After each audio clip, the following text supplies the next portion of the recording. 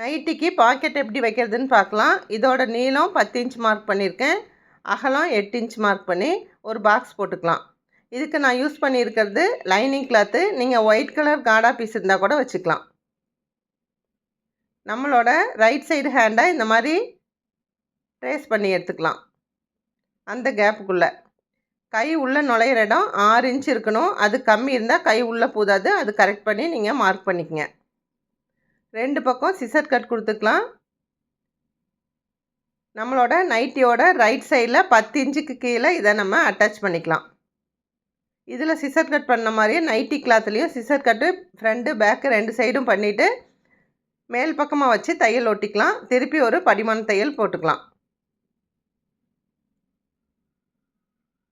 2 பக்கம் இதே மாதிரி தையல் ஓட்டி படிமான தையல் ஓட்டினதுக்கப்புறம் ஸ்லீவ்லேருந்து டைரெக்டாக தையல் ஓட்டிகிட்டு வரும்போது பாக்கெட்டையும் சேர்த்து ஒரு ரவுண்ட் தையல் போட்டுக்கலாம்.